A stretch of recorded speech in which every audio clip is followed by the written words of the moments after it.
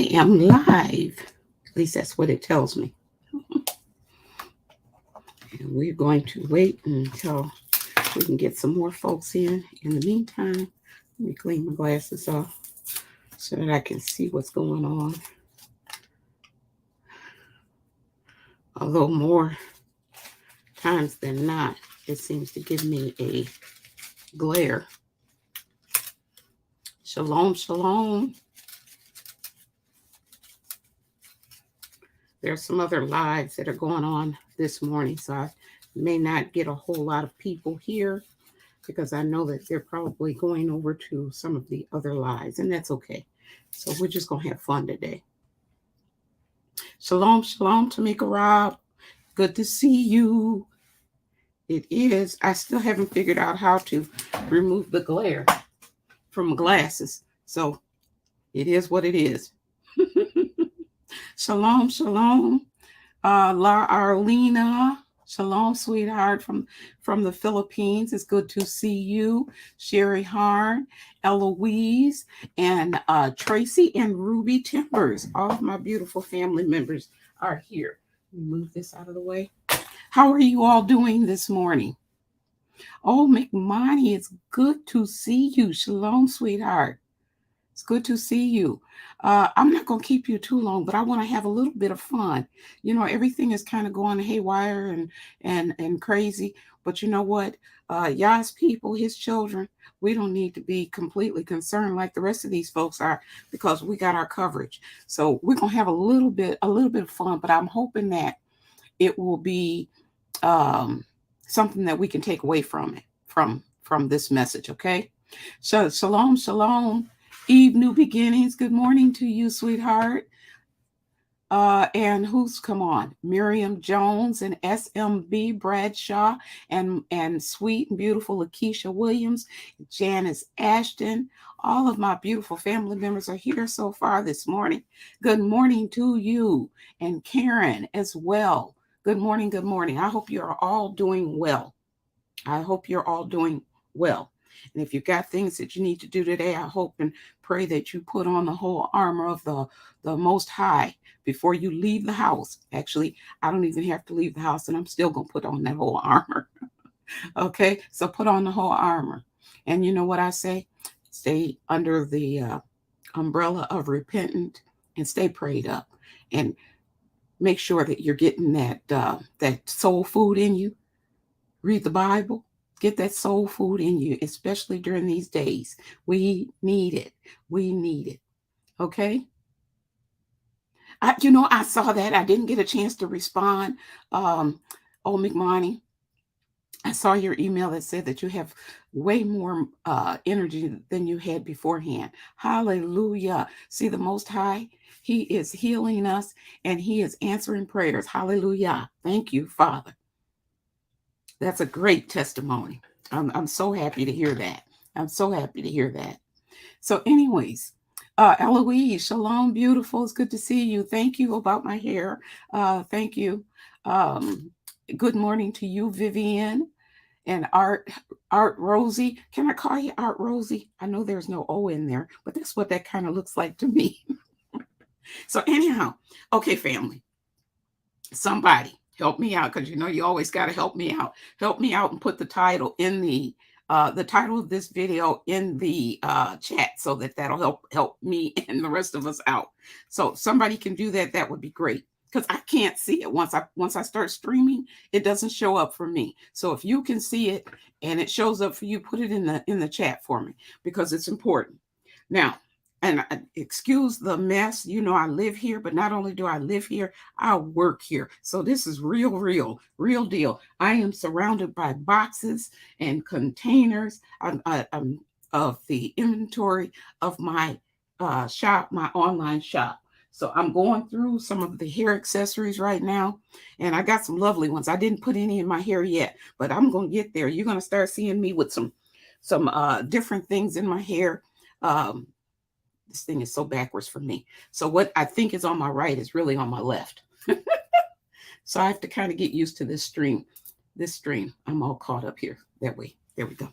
So anyways, you're going to start seeing me wearing different earrings and different things that I can put in my hair.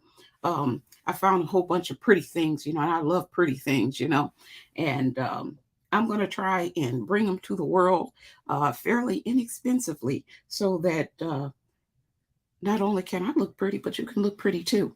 So you have to come out to my shop every day. I'm putting something new out there. And I'm hoping that you guys will love what I love, because when I get it, I'm just like, oh, I like this. Oh, this is pretty. This is cute. So hopefully some of the things that I get, you like also. So I am surrounded right now in this room. I've got much work to do. I'm surrounded by shop stuff that I've been busy with. So anyhow, thank you, Eve New Beginnings. Thank you, thank you, thank you. So it is Stuff Hits the Fan. And I'm saying stuff hits the fan because I don't want anyone to be offended, because you've heard the other way it's phrased. Well, Mary C is not going to go into the cussing and all that other stuff. So I just say stuff hits the fan. So don't come at me because I use the acronym, okay? I change it up and I say stuff hits the fan. Somebody came at me because I use that. But anyways, we all know what it means. Stuff hits the fan is officially on. Let's say, okay, it's here, right? So what I want to do today, family, if you are if you're willing to play along, let's play a game, if you will. And before we get started, I want to say this. Really and truly, there are no right and wrong answers to this game, because we have to consider everyone's situation. There are things that might be right to you, but might not be right to me or the rest of the family, and vice versa. Okay, so we have to keep that in mind. And as always, when we get together, we're going to be very, very loving in the chat. So we're going to be very respectful in the chat. And again, you may not have the same answer as someone else, and that's okay. We're not the same. We're not all the same. And that's the way the Heavenly Father made us. All right. So we have a scenario here. The first question is this. The Stuff Hits the Fan is officially on. Our world has been turned completely upside down. You cannot, at this point, I'm going to paint a picture for you as to the world that we're now living in. Okay. And this is a scenario. So I don't want anybody to get fearful. I don't want anybody to think that Mary C is saying this is headline news. We're going to play. Okay, we're going to play right now. But I'm hoping that this game will help you to think in the future about what you would do in survival mode when it's needed. Okay, that's where I'm going with this. So here's the scenario. Stuff has really hit the fan.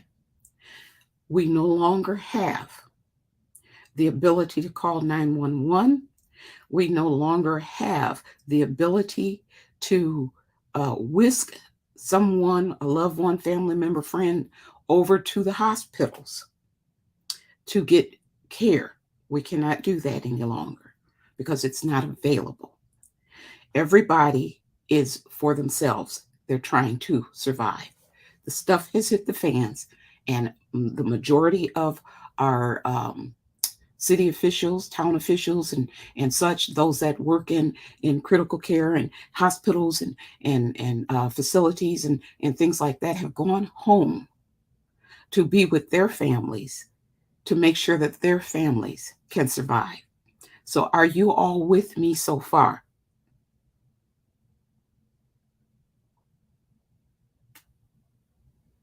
Okay.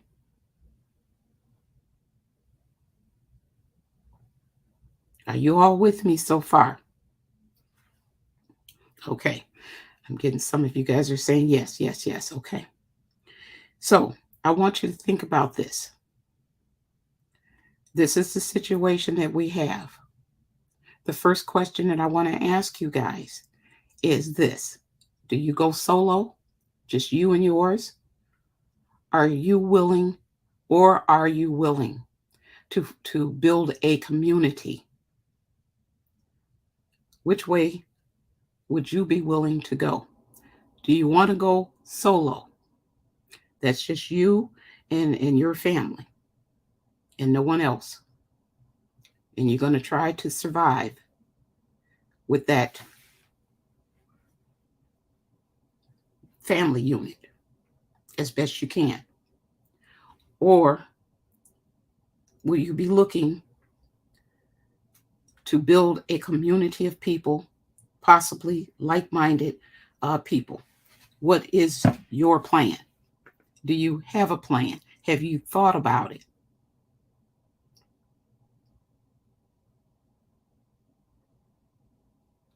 Oh, look at this one.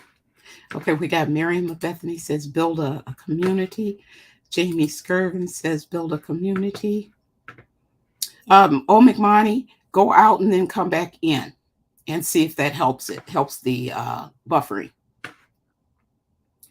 So we got Miriam Jones says build a community, and Tamika Robb says both, because if you're unable to get to our group, it's on us. I like that one too. And again, family, I want each and every one of you, if you can, to participate as much as possible in this. I'm calling it a game, if you will. Okay, in this game, experiment, whatever you want to call it. Okay. Okay, let me see. Eve New Beginning says, I'm willing to go solo or build a community with Christ-like minded people. All right.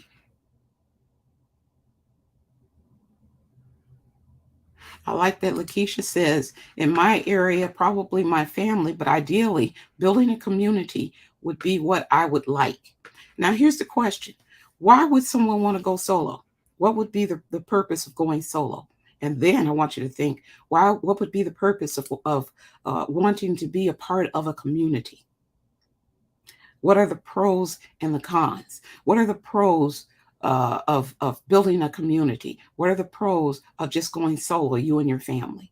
But then turn it around and say, what are the cons to it, to either one of those? Okay. Okay. Here, that's really, really, really good. Okay, community. La Arlena says, it's hard to find like-minded persons here in the Philippines. Honey, that's anywhere you go. But I get what you're saying. You're so right with that. So it's just me and my family is what you're saying. But you know what? I'm getting ahead of myself. I was going to say, you know what? The Most High, because I always depend on the Most High, the Heavenly Father. He provides. He will provide. Okay, so where am I at? Danette Daniels says, you might not be able to trust them. So she's going solo. All right. Janice says, be led by the Holy Spirit. Yes. Yeah, Spirit. Yah Spirit. Okay. Absolutely. Miriam Yah Bethany says, my parents, even, I don't know what that is, FIL, are both in walking distance, 10 minutes or less on foot. Both stay ready, just like me. Hallelujah. I like that. Okay. McMonty says, I would love to build a community, but don't trust my neighbors. Okay, we're going to talk about these things. People go solo. They have trust issues. And it's like we talked about this yesterday. If you were on the live yesterday, we've been so traumatized. That's why we have trust issues. All of us have trust issues. You know what I mean? And it's because we've been lied to and hurt by this world, the people in this world that we live around. The devil has been very busy in all of our lives. And so we do have trust issues. That's a fact. Okay, I'm missing some of what you guys are saying. Okay. Okay, solo. Lakeisha Williams says solo because of the unknown and people may not be like-minded. All right. So family, when this happens, that's something else to think about. I like what you say this. Say LCJC family. You guys, I just love my family. I love you all so much because you're on it. You are on it, and it's going to be so important to your family, your survival and your family's survival, for you guys to be on it, to be on point, to be thinking ahead. You got to be like 2 or 3 steps ahead of everybody else. You want to survive, right? So family, you're on it. So LCJC, I like what you say. You say when this happens, you will be stuck where you are. Okay, so think about that. If you are, the stuff has officially happened and everybody's going home, right? Everybody's is trying to make sure that they can survive and their families can survive.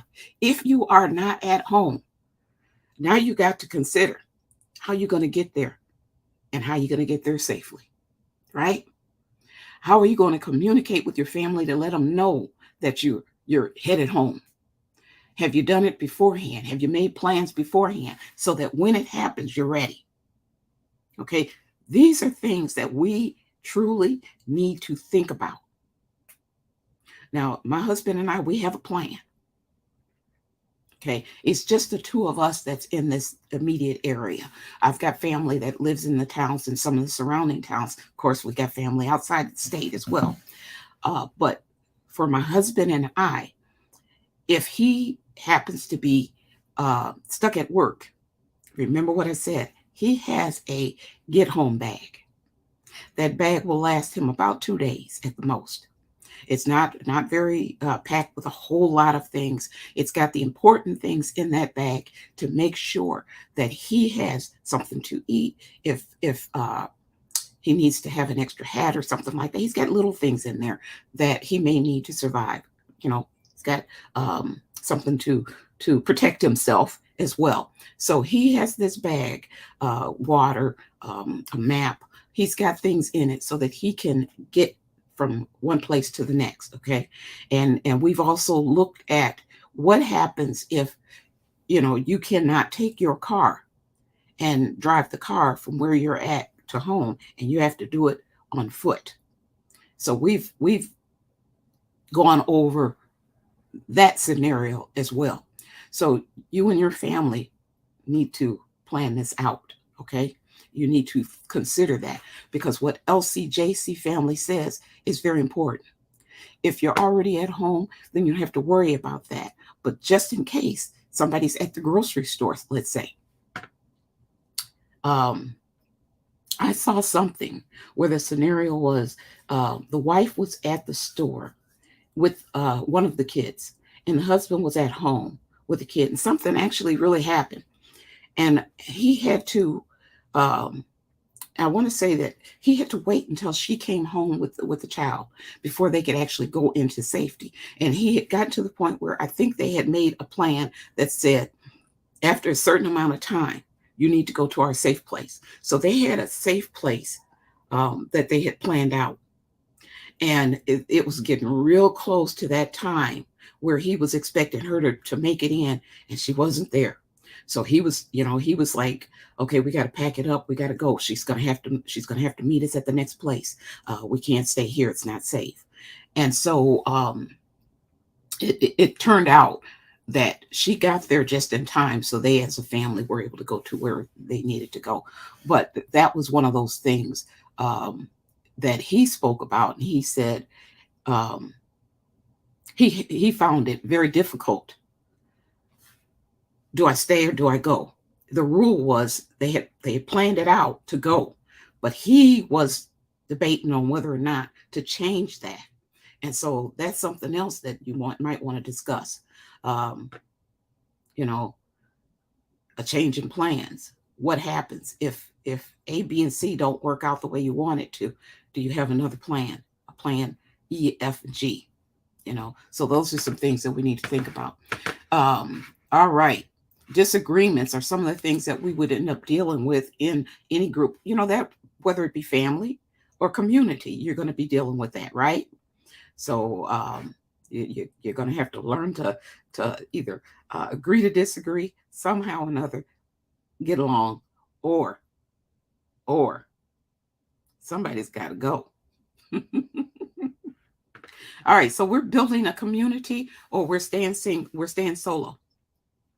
It sounds like to me that a good portion of you are saying that you would prefer to belong to a community, but because it's so hard to trust people, and because we're not sure if they're going to be like-minded, we would go solo if we had to. That's what it sounds like we're saying it in the chat. Miriam Yav Bethany, the benefits of a community. This is one, and she's telling us here. The benefits of building a community is there is safety in numbers, and you may have more supplies, but at the same time, you're going to require more supplies too. Okay, so that let's see what else we have here. Lakeisha Williams, I like that. You said community because we're designed to be puzzle pieces. We all work together. We fit together, right? That's good. Tamika Robb, absolutely. We will trust in the Most High. But no, there's really no but. I shouldn't say but.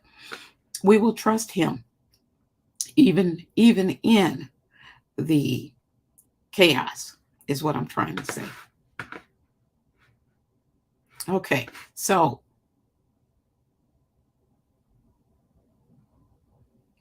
Terry Payne, shalom, sweetheart. You say, honestly, I've been trying to wake up my community, but they are stuck in this world. So right now, it is my family. So family, here we are.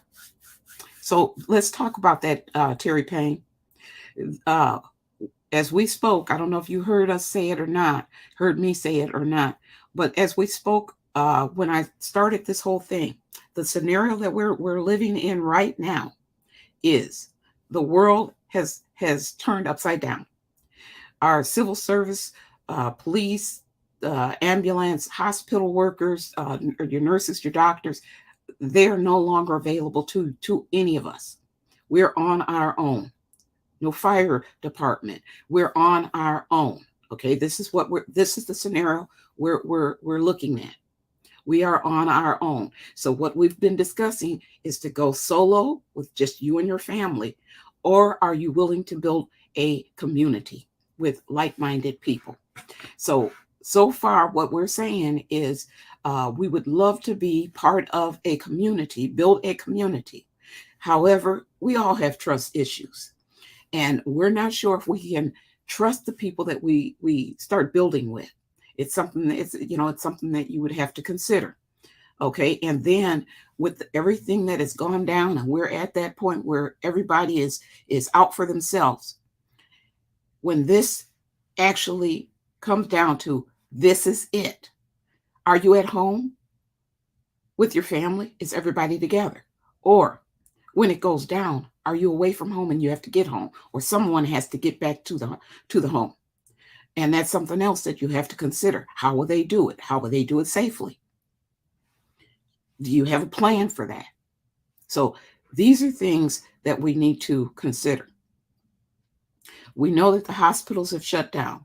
We know that the police stations have shut down. At this point in time, you're pretty much on your own as far as your safety. And many of you in the community, in the family here, have been throwing out some really, really good tips and comments. I'm loving it. Okay, I am loving it. So, you've said things like community is a good thing because you have more supplies. Somebody said that because we're part of a puzzle, and community would be a good thing. And I'm paraphrasing. Sorry if I'm saying it wrong for you guys, but so that's where we're at right now.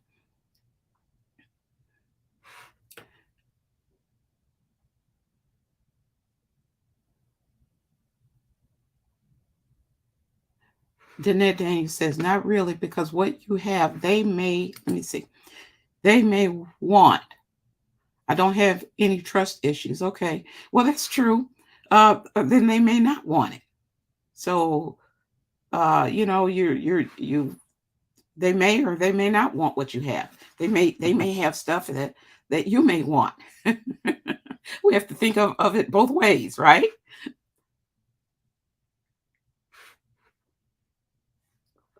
So, um, good morning, those that are coming on board.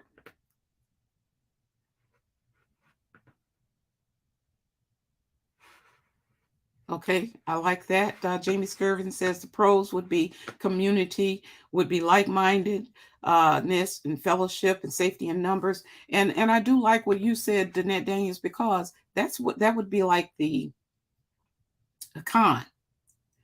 We don't know if they're going to come just to get our supplies, in a community. We don't know. So now here's the question I have to ask for you. I have to ask you. We're in this scenario, and we're solo so far. Okay, we're solo. We are a family. Okay, so we're just family right now, uh, under one household. Let's say those that had your own places have decided to go to one place. That was the plan. Let's say that. Okay, so if now I see lived 2 blocks over. Now I see decided that it would be best for her. We're all family though. To go to Auntie's house. So now I see is at Auntie's house with Auntie and her family. And then you have some cousins there and you have some other folks. So we are cousins and brothers and sisters. We're family. All right. Under one roof. All right. And you bring what you have and we are working it together as a family. Are you with me so far?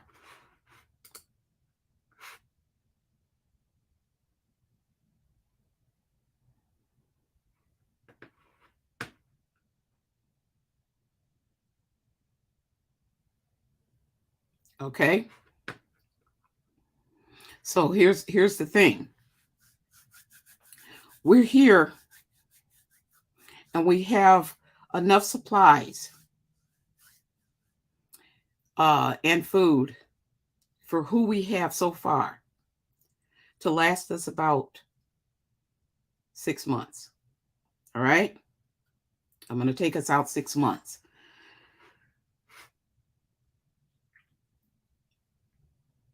And who was it that brought up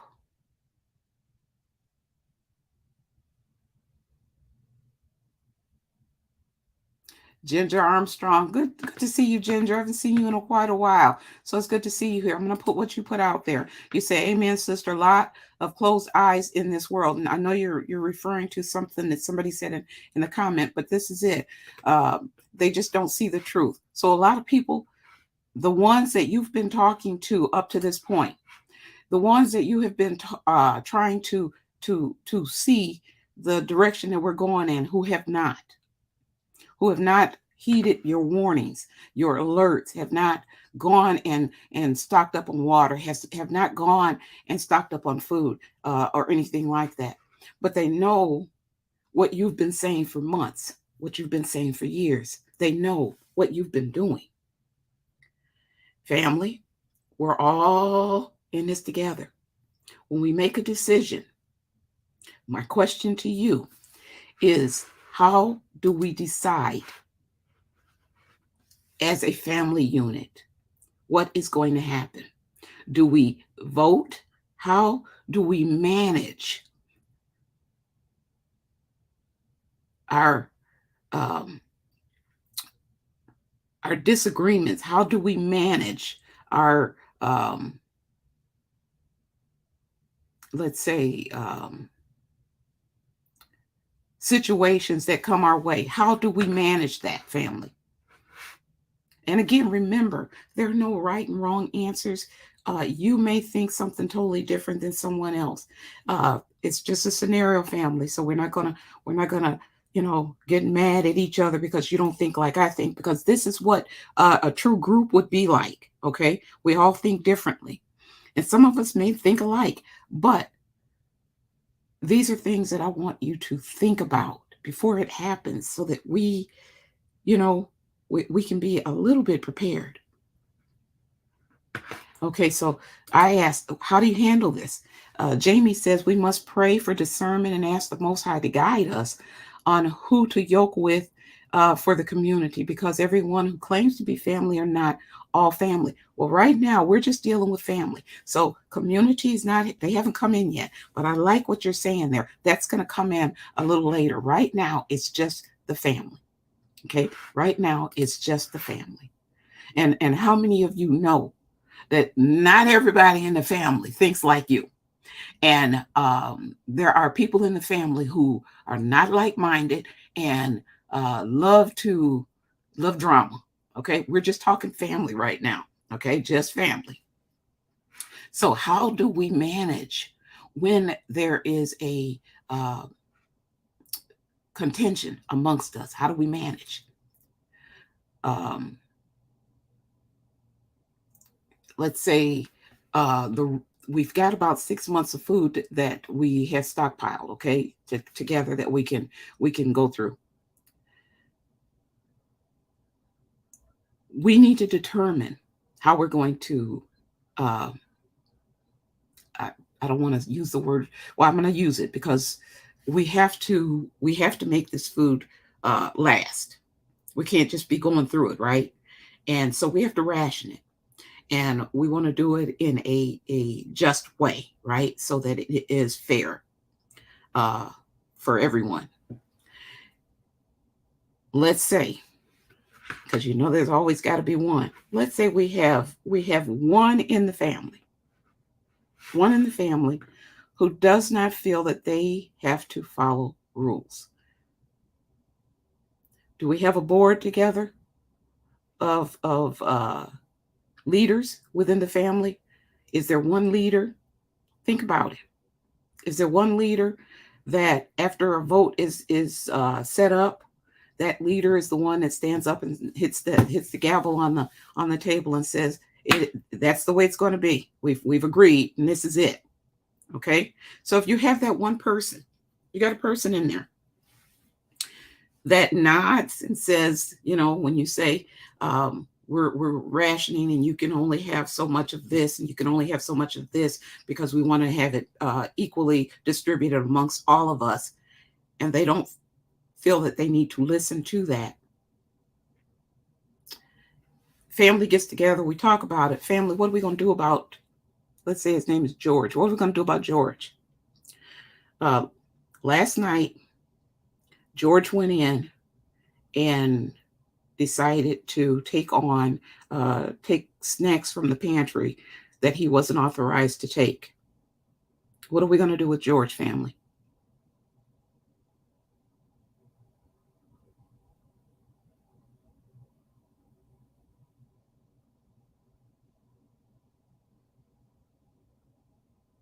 We have to think about these things. We have to think about how we manage.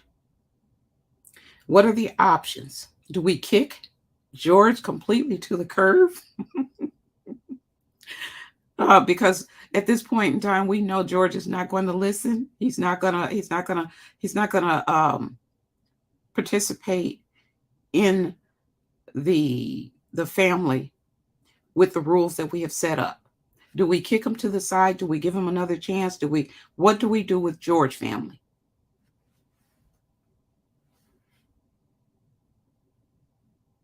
So Miriam Jones, I like that. Miriam says he doesn't get dinner. He took snacks. That will be his dinner. Is that right? and oh, that is so. Oh, Terry, George would be the one that would try to lead, right? So that he can have power, right? That would be the one that would try to lead.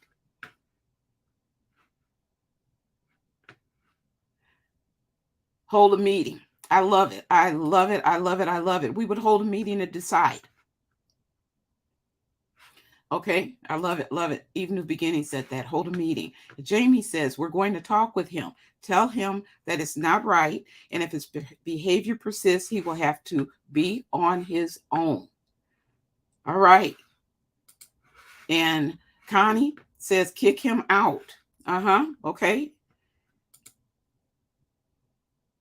Okay, Danette Daniels says to issue his food out to him. He comes back, Danette Daniels, after that, and he says, "You're not gonna. I'm not gonna let you treat me like a child. You're not gonna. Do me differently than you do everyone else." So you have to contend with his attitude as well. All right. So family, I'm kind of going through all of this because I have seen, and I'm sure many of you have also seen some of these survival shows that they've had out there. No family, and we were just talking family just now. No family, no community is without issues, without contention, without drama. So if you think that you're going to go into the stuff hits the fan situation with even just your family, and you don't think that you're going to have some control issues, some power issues, some people who won't listen, people who cause are there to cause division amongst everybody that's there, you're going to have it. You're going to have to figure out how to deal with it. And you're going to have to get to the point where your heart is not, and your feelings are not tied into these people, because it might just mean your life or someone else's life to survive. You ask yourself this question: how decisive can you be when it comes to the point where you actually have to say, leave? You can no longer stay here.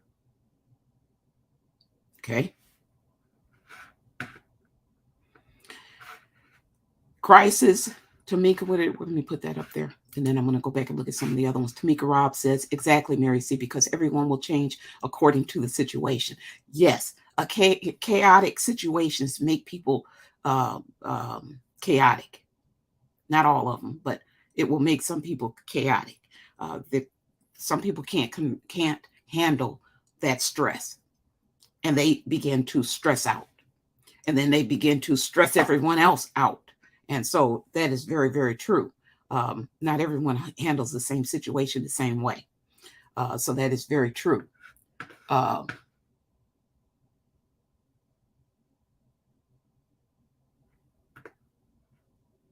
Tamika Robb, oh, I love that.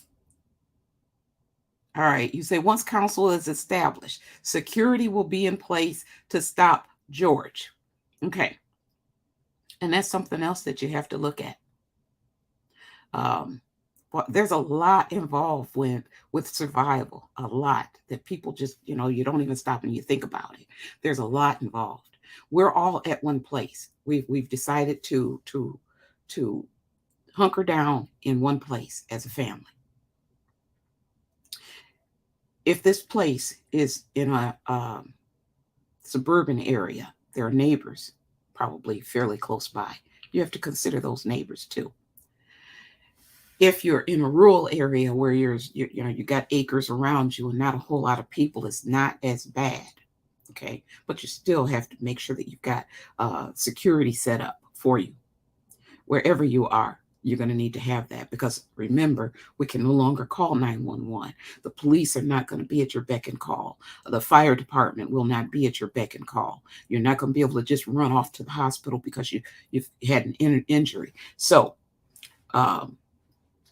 again, in this scenario that we're talking about, I'm going to say that we're in a suburban type of an environment, because that's where the majority of the people will be.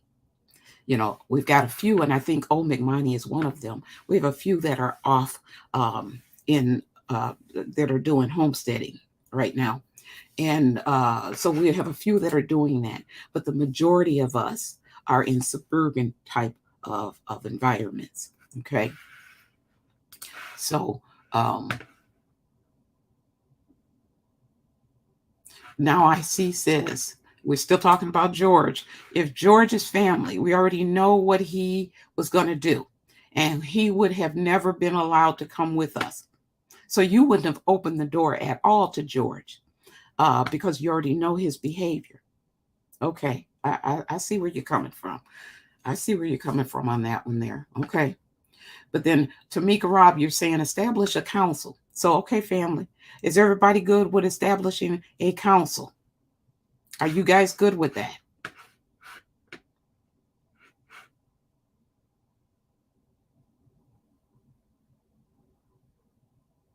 Okay.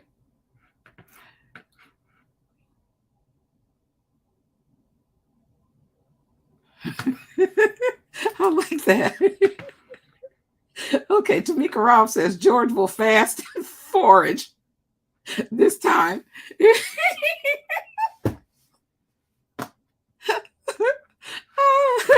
love this family. I really do.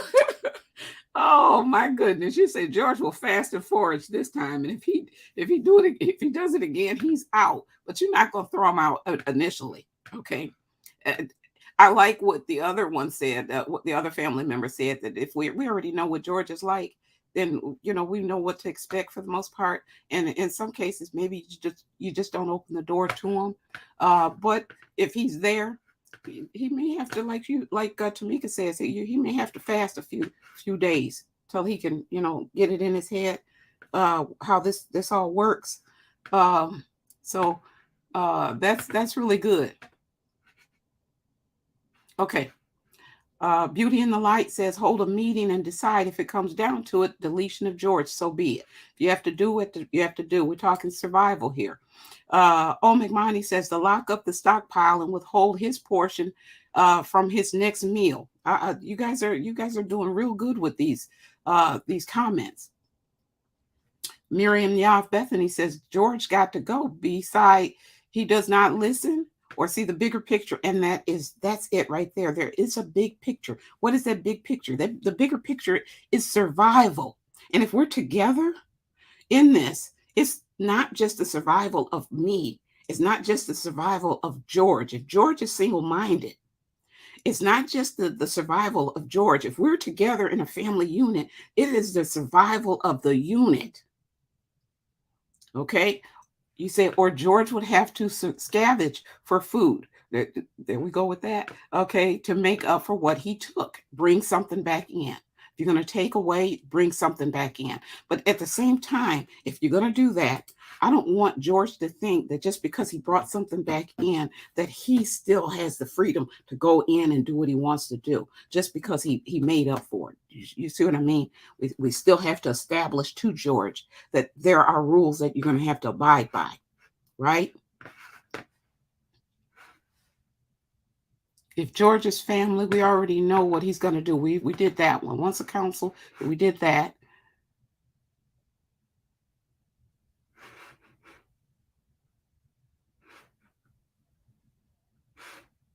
Okay. And then this is something else. Beauty in the Light says, I have definitely been practicing fasting, OMID, eating a piece of fruit or more. I might be able to stop everyone from eating up the food, but I can't stop myself. We have to watch you, Beauty in the Light. We're going to keep our eye on you. Oh, that's funny.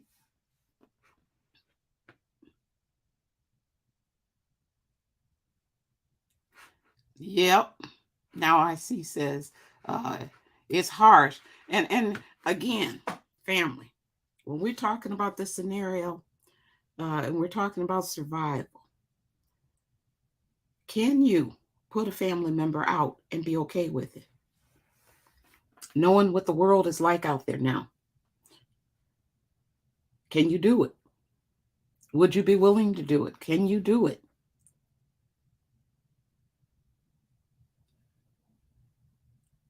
If it means the survival of the group. And there's always going to be that one or two. You know that. What family exists without a little bit of drama? You're going to have it. You're going to have somebody crying out, you're playing favoritism, even if you're not. You're going to have the drama. You're going to have the drama. Shalom, shalom, Pamela Montgomery, Zion's girl. Honey, we're in a scenario. The stuff has hit the fan, and we don't have any civil, are they called civil workers or civil service workers? No hospitals that we can go to, no police officers that we can call, no fire department. Honey, we're in it. Chaos is hit. And we are all right now one family. The question is, do we go solo, just a family, try to survive, or do we try to build a community? And so far, the family here, we're all one family here. We have been talking about one of our family members who has been causing problems, and his name is George. So that's where we are right now. So George doesn't feel like he has to follow rules. So far, I do believe, family, correct me if I'm wrong, that we've decided to create a council to determine what direction we should go in and our rules. Am I right? Am I right, family? That's where we are. Okay. Um,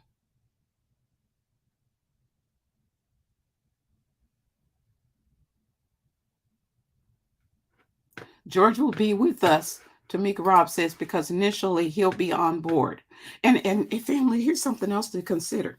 So George you might have someone in the family who on the surface is following along with everything that we're talking about.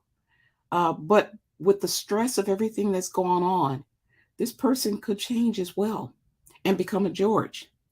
Okay. So we are looking at George's previous behavior and saying he may not be a fit for this group.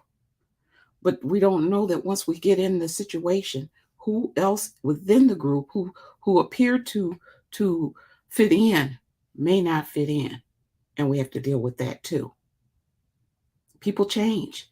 Situations happen and people change. Right? We have to consider that.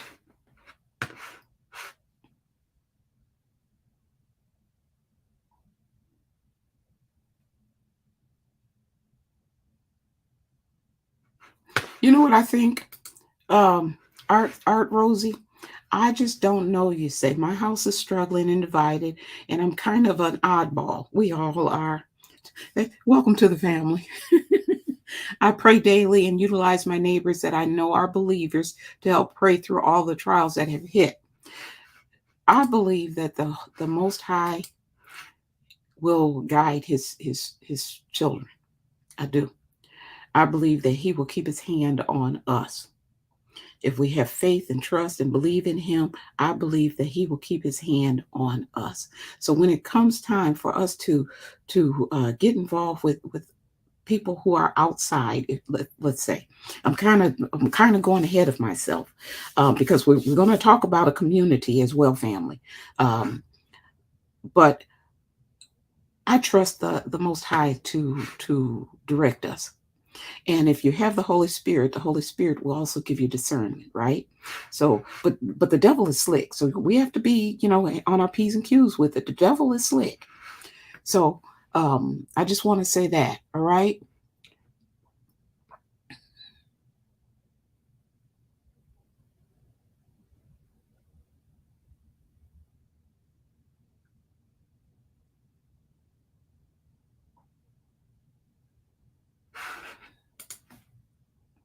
Connie, I love it. You say even God divides family. He certainly does. If George isn't of God, then that Satan got to go. All right. And remember again, family, it, everyone can participate. There's no right or wrong, really, no right or wrong answers.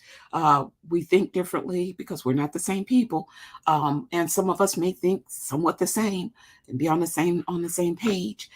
And if we're different, it's okay. We're going to remain respectful like we have been so far in the chat. There are no right or wrong answers. This is to get you and me to think because these things are occurring right now. The chaos in the world is real. It is it's building up. Can you feel it? It's the chaos is building up and it's going to overflow. We're in for a ride and we need to get ready for it. And we need to think if we want to survive. We need to think ahead if we want to survive. We do. George would be on, I like that. Karen says he would be on a 24-hour watch. Okay, so let's move beyond George. Okay.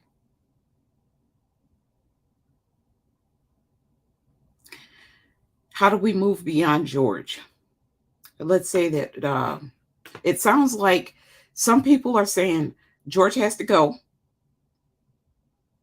And some people are saying George is on, what is it when you have, you've been arrested and they release you and they put a bracelet on is it on your ankle or whatever? What do they call it? What do they call that? So George is on watch or whatever. I don't know what it's called. Okay. He's a make-believe family member, Janice. You're going to have to go back and watch the beginning of he's on probation. Okay. So George is on probation and we've decided that we're going to watch George. Okay. So far we have locked up our pantry. Is that correct? We have a pantry. We have locked it up. We have someone, our ankle monitor. Yes, he's on probation. Okay. So house arrest. That's what it is. I like the idea, though, even though he's on house arrest, it's going to be a different kind of house arrest.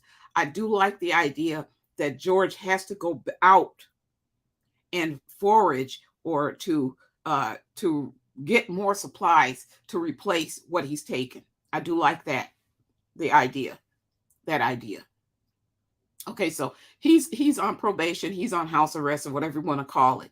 At this point in time, we have locked up the pantry, and we have to determine who has access to that lock, and how we're going to manage that. We also have children in the house with us. Okay, now I'm going to throw names out because the names are here. So Connie, I'm going to use you. No offense. We love you. No offense or anything like that. Okay. We love you. We're not going to kick you out, Connie. But we're going to use your name right now. So we have a Connie. Connie has children. She has 2 little ones. And we have, a rule. We've established a rule. Well, let me ask you, family. When it comes to food, are you guys okay with you eat whatever is cooked? Or you get options? Remember now, we have enough food for about 6 months for all of us. When the meals are cooked, or when we take things from the pantry, are we looking at you eat whatever is cooked? Everyone eats the same thing? Or are we offering options? Because we have children, little ones. What are your views on that?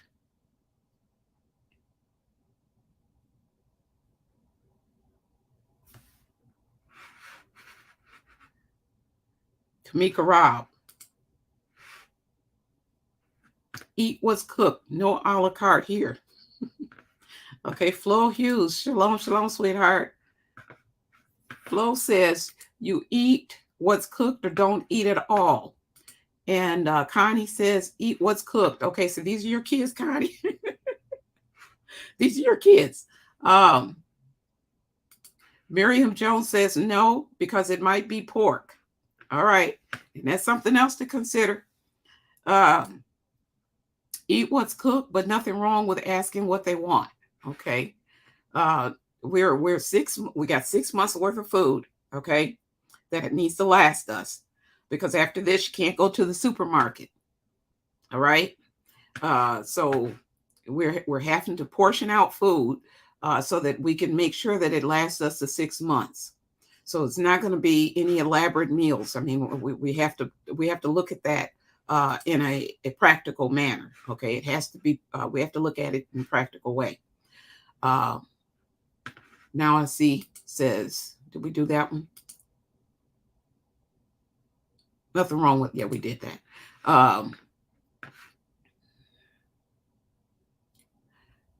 The pork, you may wind up with family members who are not, who eat pork. And there are, those of us that don't eat pork. However,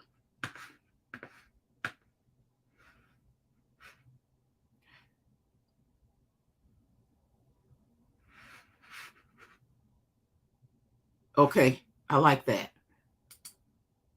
When things get tough, Ruby, you speaking truth here, sweetheart. You are. When things get tough, it may be more than one George in the house. Absolutely. And that's the truth.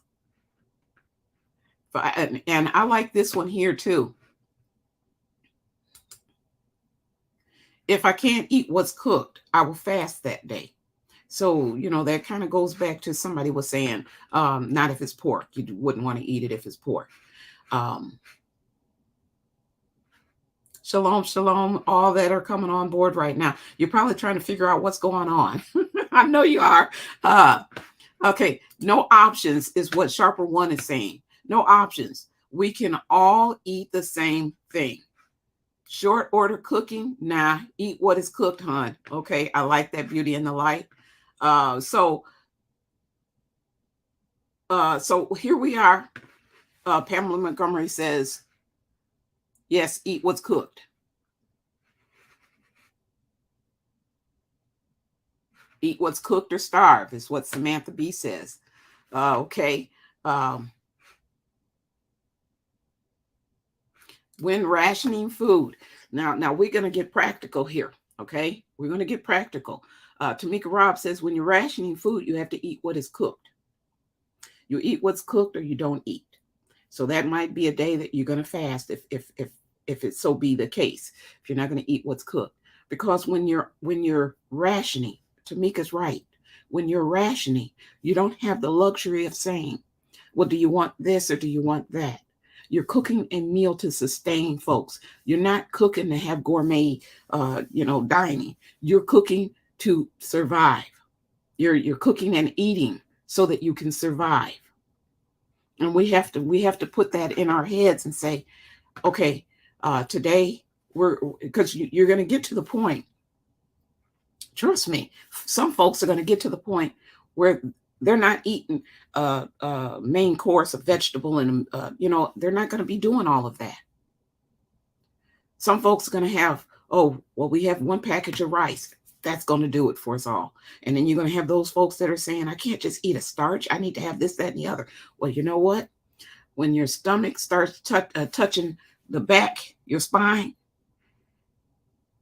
and it starts to cause a pain, whatever's put before you, you will eat it, or you'll starve. You will eat it, or you'll starve, or you'll go into whatever fast that you're going to go into. But when it comes to survival, if you want to survive, you will eat what you have available. You eat whatever's cooked.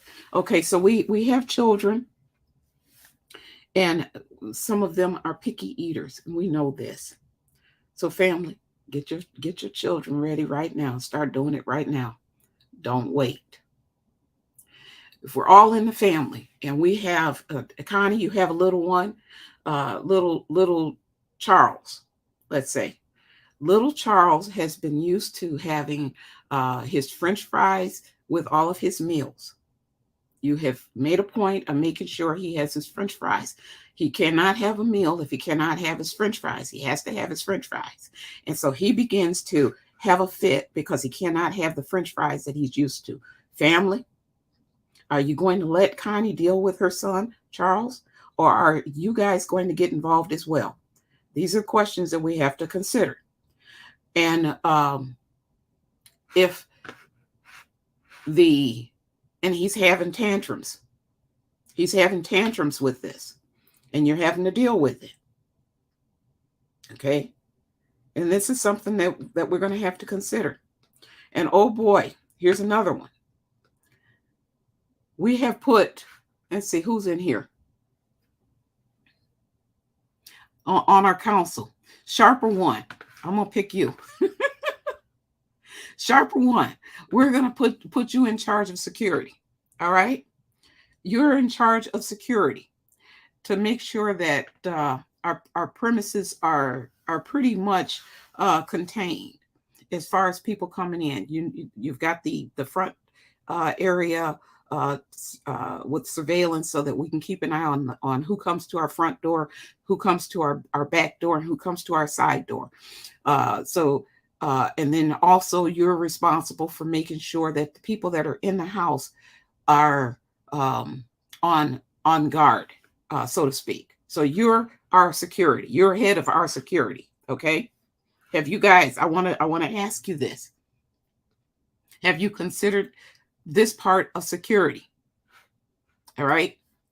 Of people coming in once they are aware that you're there, and they are those that have not planned, have not prepped. Now, you know, the first ones that are going to come to your house. Let you tell me, who are the first ones that you're going to see come to the door? You already got your family there, so we're not talking about family at this point, right? So who are some of the first people that you're going to see show up at your door needing help? Tell me who you think will show up.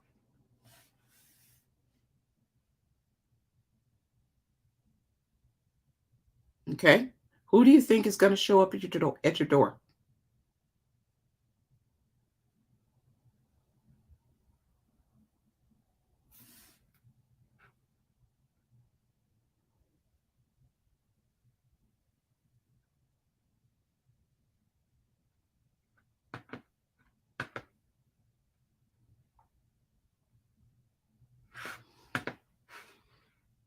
Close friends, starved out people, my old neighbors, my aunt that lives on my street, friends that I know. That's it right there. Friends that know that you prepped. People who know that you have been telling folks to get ready, get prepared. Those who have not done that will be some of the first ones that will show up at your door because they know that you have. Okay. So, and then I want to go back to Pamela. You know, I got to put this up, sweetheart. when Charles has his temper tantrums, you say, sorry, that's Connie's problem. And I agree with you for the most part, until it becomes a group problem. How does it become a group problem? We're all in hiding, let's say, because there's been a disturbance. There's been a disturbance, and we want to keep a low profile to not bring attention to us. And Charles is mad because he didn't get what he wanted to get, and now he is doing his temper tantrum thing, which is throwing everyone in a position of not being safe. So in a situation like that, unfortunately, that would be a family unit problem and not just a Connie problem that we would need to look at. Because we have to think of all different, if you have the fur babies, and you need to have that fur baby in a situation where everybody needs to be quiet, you're going to need to be able to handle that. You're going to need to be able to handle little ones that, it's hard. It's a hard one. It's a hard one, but you're going to need to be able to handle situations where you need to be quiet or you need to do a certain thing. The kids are going to have to learn to do what the adults do. And you're going to have to be able to manage your fur babies as well if they're going to be there. Because if you could possibly hinder or put the group in danger. Okay. And when it comes to survival, you want to see people change. You want to see people, the real people come out. Put them in a situation where they think they might be in danger. Okay. And you're gonna see their real side. It will be. Who said that? Wolf says it's going to be a whole different world than what we're used to today. You can't, like I said, it's pretty much we are on our own. Okay, we are on our own. So we have the people who have the first one that comes to the door that is asking for entry is someone that you've known for a long time. Let's say Lakeisha. This is someone you know. Lakeisha, this is a friend of yours who knows that you've been prepping, knows that you've been planning. Now, this is a person that you know has good faith, believes the Heavenly Father. However, this was the one that felt that in times of need that the Heavenly Father was going to provide, so that they didn't need to prep or plan. They put all of their faith in the Heavenly Father providing for them. And now they find themselves in a situation where their faith is strong. However, they don't have food to eat. So Lakeisha, this is your friend. And this friend is looking for a safe haven to be in. This friend is not harmful or anything like that.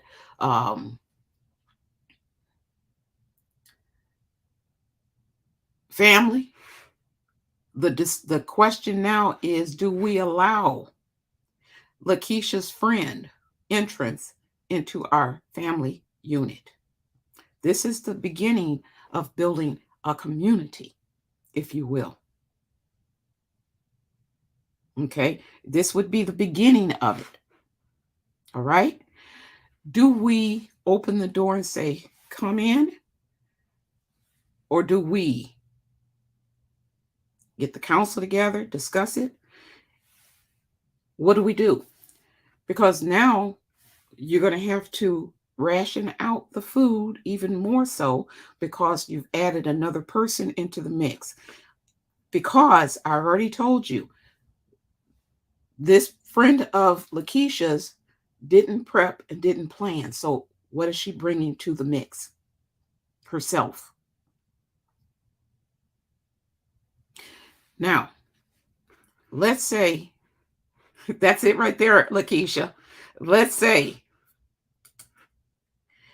she does not have any soup or rice or beans to bring with her.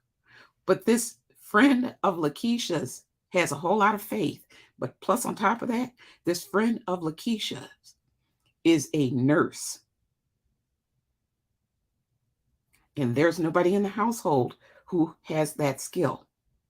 So family, please tell me what the council has agreed on. What do we do with Lakeisha's friend?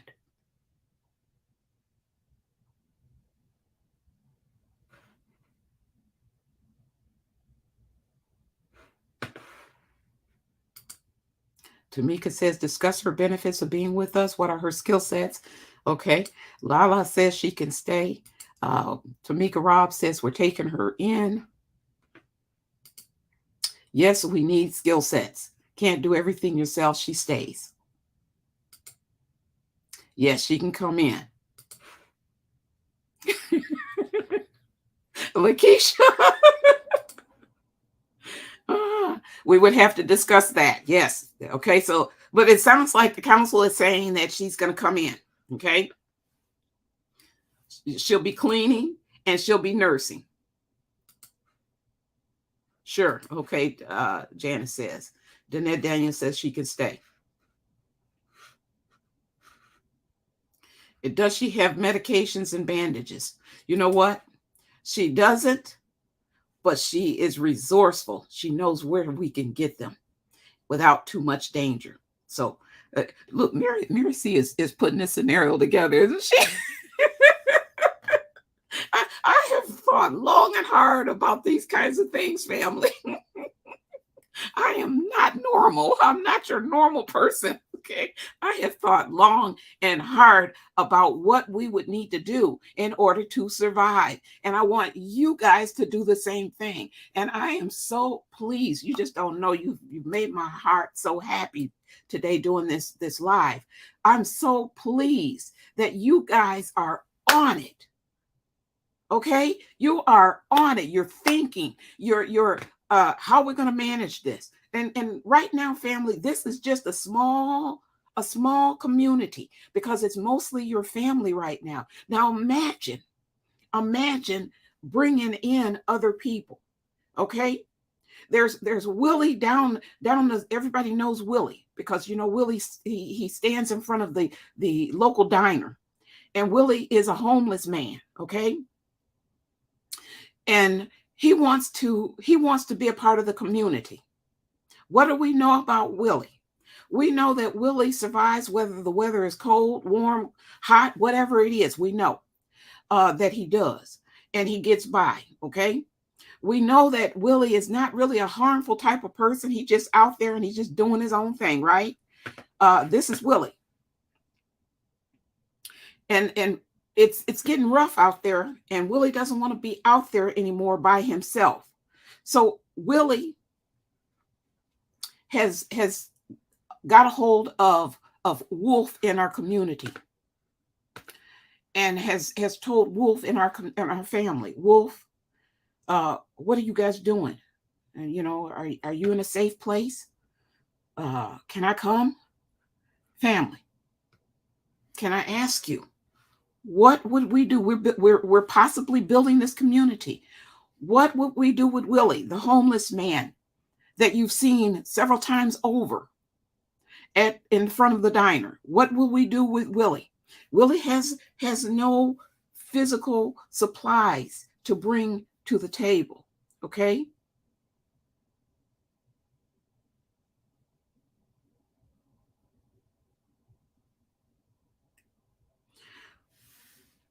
Casey.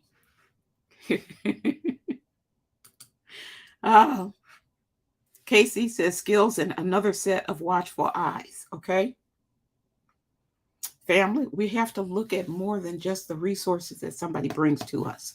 And that's something that we got to look at. I can tell you something about Willie. Willie has been out in the elements for a long time, and he knows how to maneuver. Willie has been out in the community. He sees people come, he sees people go. He knows who's who. Willie has skill sets, I can guarantee you, that some of the folks in the family will not have as far as survival. Willie knows how to stay warm in the winter and cool in the summer. I've said this before in one of my other videos, maybe a couple of times, is that if you happen to get to the point where you have to be out in the elements and for survival, you find you a homeless person that's been out there, because you'll be able to learn from them. Every person that's out there on those streets are not disposable, family. They're out there for certain reasons. Okay? And the ones that we would throw away would be the very ones that might help us survive. Just something to think about. And I'm not saying whether we should bring Willie in or not. That would be up to the council. Okay? Willie knows how to forage. So we are looking outside of the package, right? Or we're looking beyond the package is what I'm trying to say. We're looking beyond the package. You know, you can't judge a book by the cover is what they tell us, and that there's a truth in that. Okay? So Willie might be someone that we could bring in.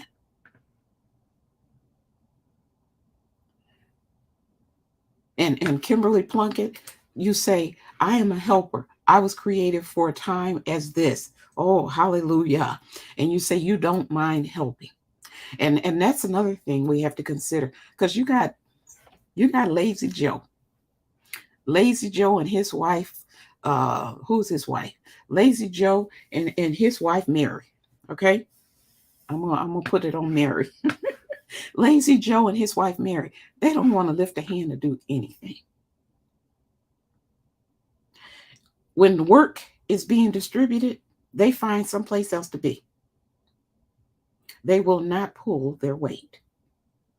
Family, do we carry them? Do we carry them, family?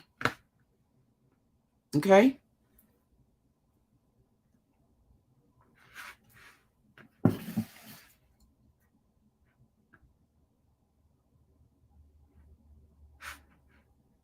That's a blessing, Kimberly Pluckett, to be able to see that and to be that way. That's a blessing.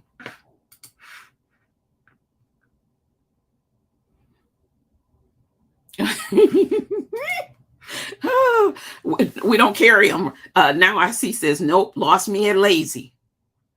It has to be a working unit. It has to be a working unit. Everyone has to do their share. No lazies. Nope. And I'm one of those, and you guys may disagree with me. I am one of those that lazy will not work in my group. Lazy will not work in my community. We all do our share. If you can't do that, you don't need to be a part of this community. I'm not doing my share and yours too, unless there's something wrong with you. You know, when I say I'm wrong with you, you don't have the ability to do it. That's a different story. That's a different story. Okay.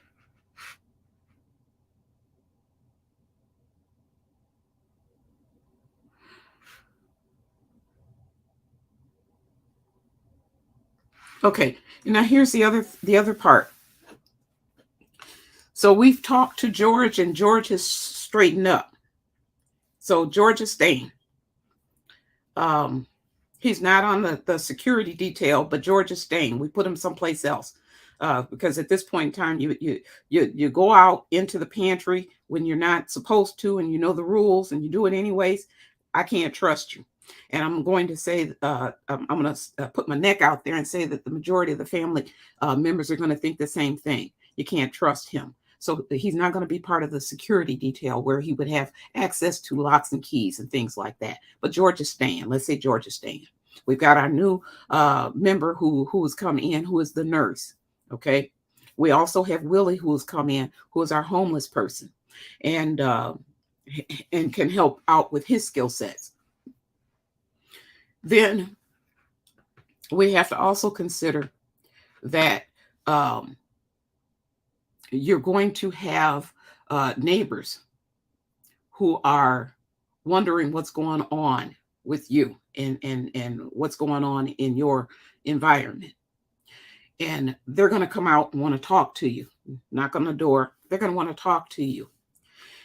And so your next door neighbor to the right of you comes over, knocks on the door, and he is, he's talking to one of the kids. All right. He's talking to one of the kids because one of the kids answered the door. So who did we put on security detail? Was it you, Wolf? I don't remember who we put on security detail. So first of all, I have a problem. We have a problem, family. Should the kids be answering the door?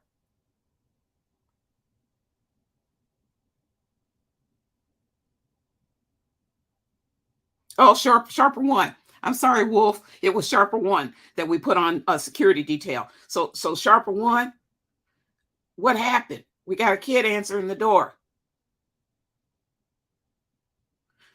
One of the things we do not want the kids to be doing is answering doors. No. And if the kids go outside to play, they don't answer any questions to any adult or anybody else that's asking them, whether it's a kid or an adult. They don't answer questions. Do you have food? Because that'll be one of the big ones. Do you guys have food?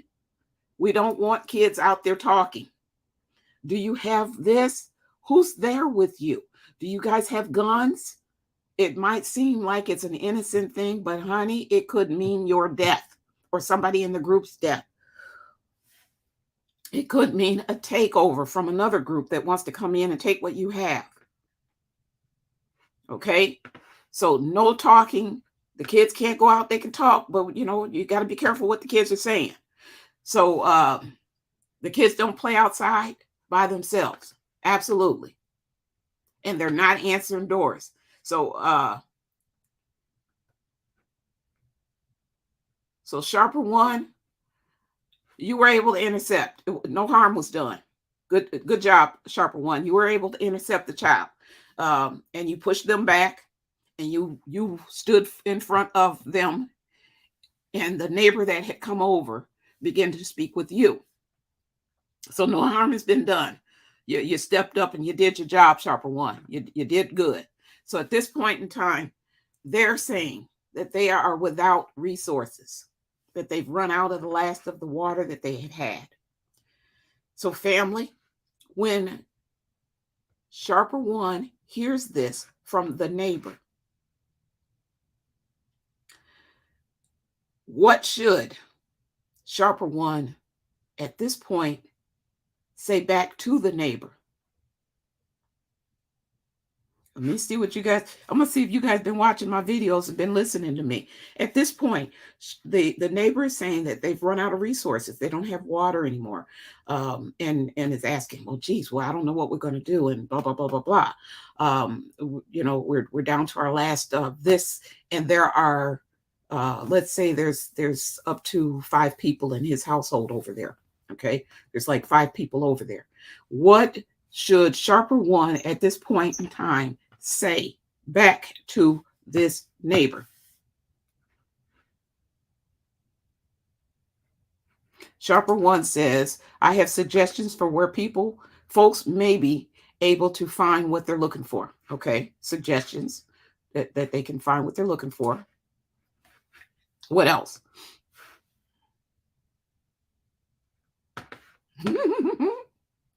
Kimberly Pluckett, I can't wait to meet you guys too. I'm telling you, I'm a little different, on the different side. I admit it. I'm admitting it in front of you. Okay.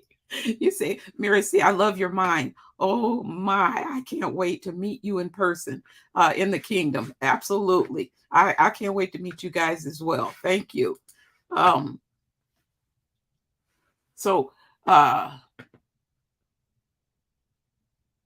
Okay, so Jerome says, I don't have any.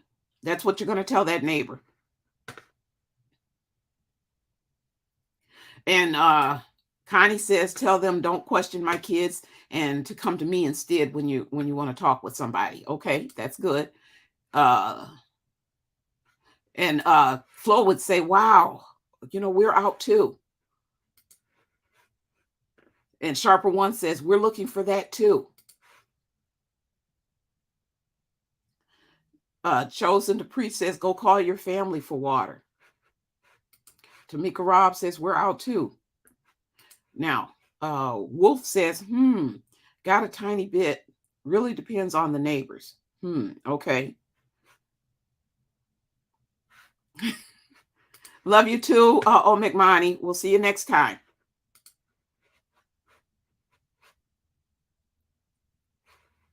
Lakeisha says, I would pray with them and send them on their way.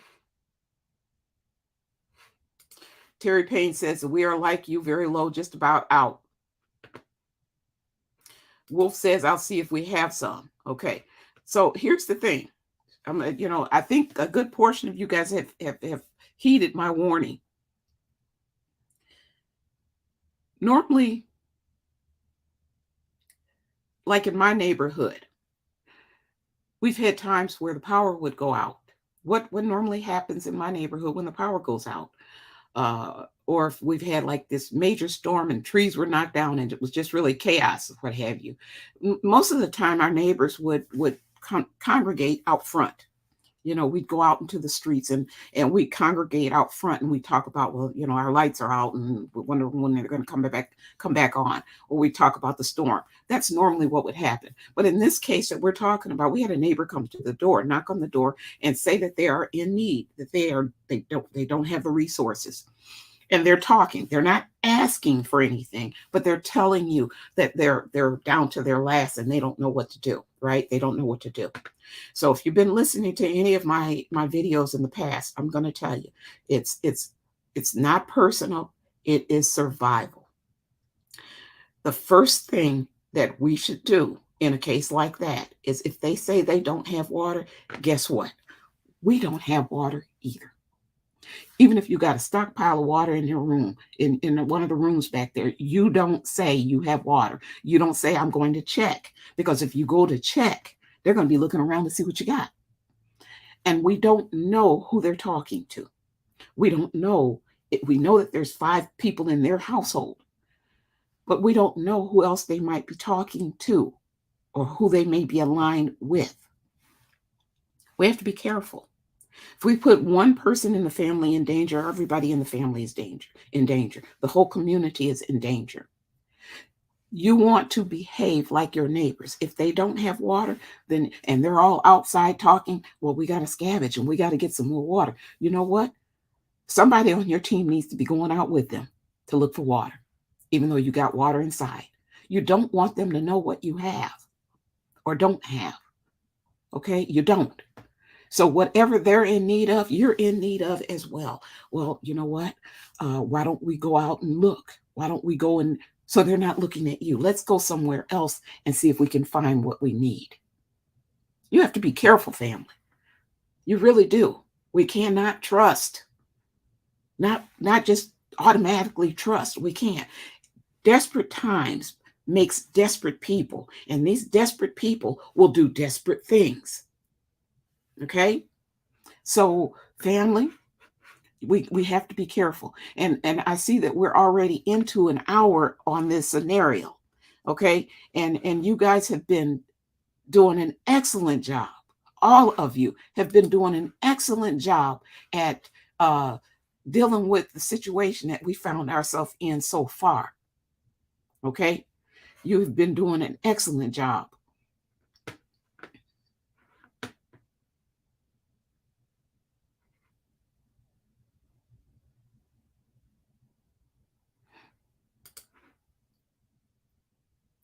You say, now I see, says, if the Most High puts it on your heart, have a YouTuber meet and greet. That sounds wonderful. I just don't know what it is. How would you go about doing something like that? You know, if you guys want to put something together and try to arrange something and include me in on the discussion, because I have no clue how to go about doing something like that. But if you do, send me an email. We can discuss what you mean, how we could do something like that. So you're saying we might be able to meet before the Most High comes back, huh? A meet and greet. That would be nice. It would be very nice.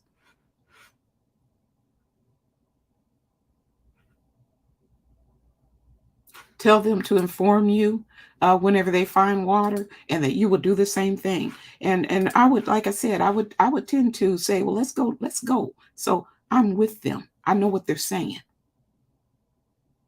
I know how they're thinking.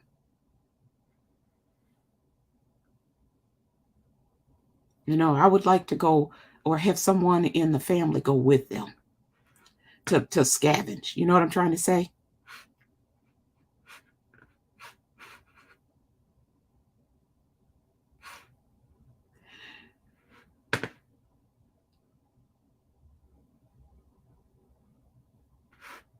Lakeisha says that she wouldn't lie. Mary C is thinking surviving.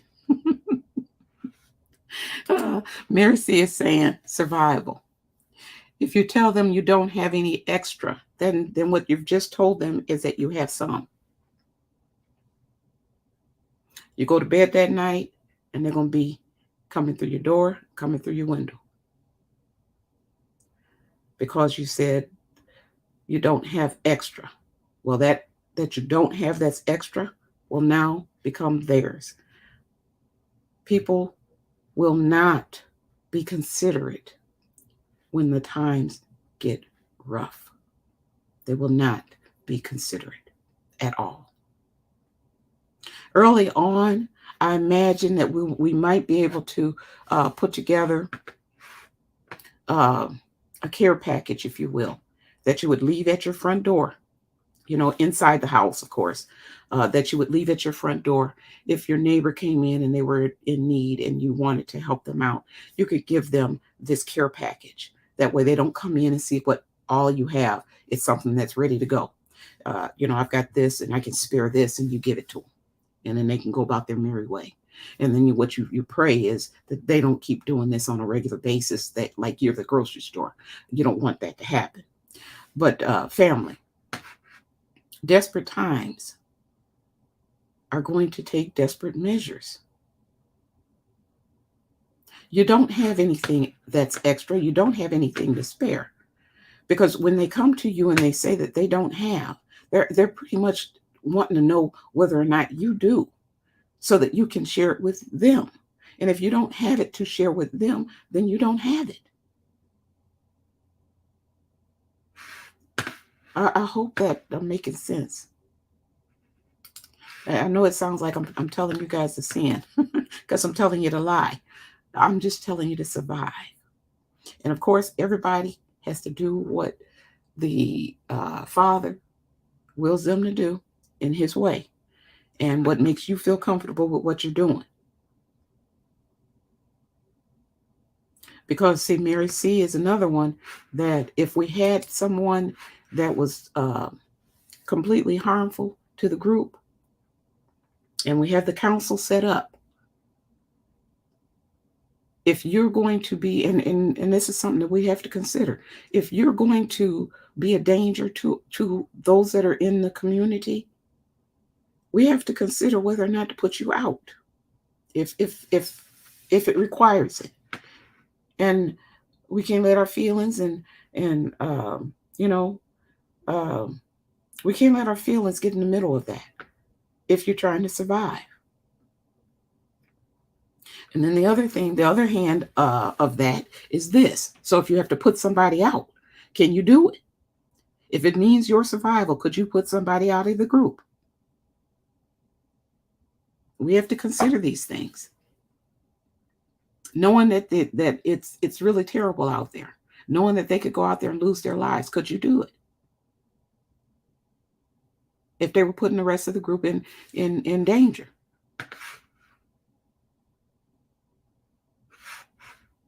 I don't know how I put that up there.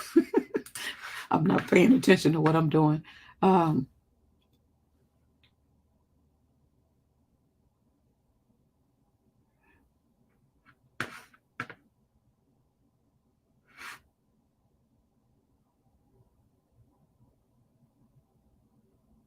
Mm-hmm. Well, don't lie. Just say, let's go find some. But he might put you on the spot and say, well, do you have any? And you're going to say, yeah, we got a whole kitchen full. We got a whole kitchen full. Yeah. So, you have to do what makes you feel comfortable. Okay. You have to do what makes you feel comfortable. And then there's the other thing. I was asking you guys about whether or not you could put somebody out of the group, or the home, or wherever you're at, if you needed to. Could you do that? And then the other part of that to consider is the other hand of it. You've put someone out. Now you have put yourself at risk. And that's the other part to consider. You have put yourself and the family, the community at risk, because now you have someone that you put out that may be angry with you, that knows what you have, who could get with some other people and come back after what you have as revenge. That's something else we need to consider.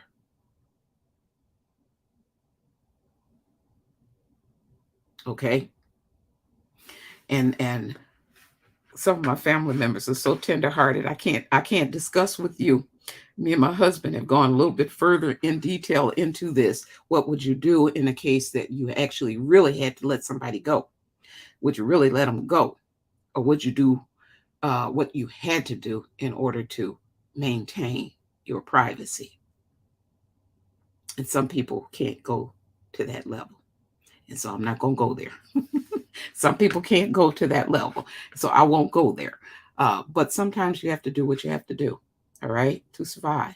And just lean on the Heavenly Father, okay?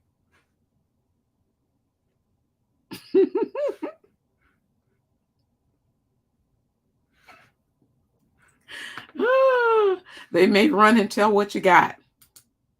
Tamika Robb, you gonna survive, sweetheart. You gonna survive. I got you. I got you. You can't hang with everybody. You can't. Some folks will tell all your business. You can't hang with everybody. You can't share what you have with everybody.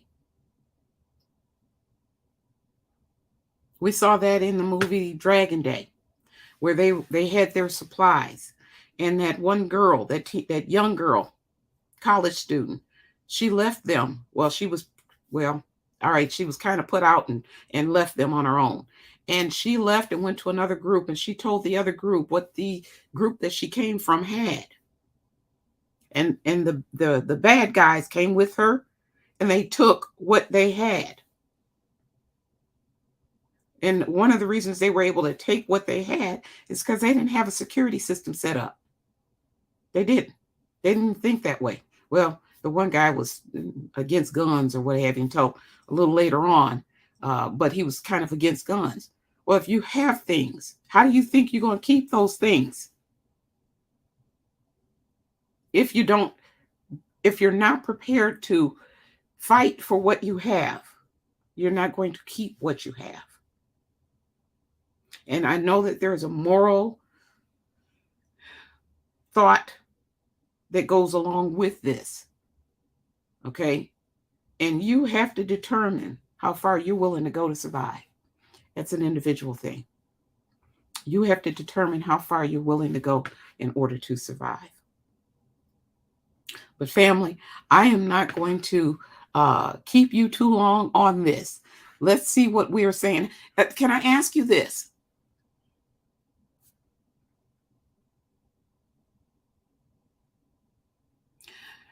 Oh.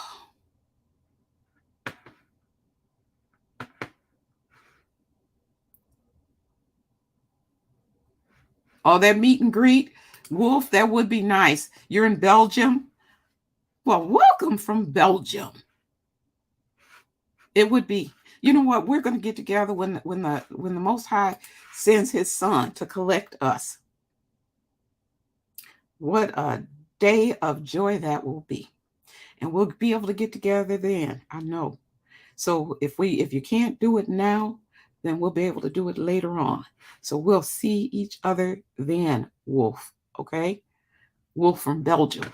So can I ask you guys what you thought of this message? What you thought of us getting together and talking about this scenario? Has it been helpful? Is this something that you would like to do a little bit more on? Tell me your thoughts on this video and your participation in this video. Tell me what your thoughts are.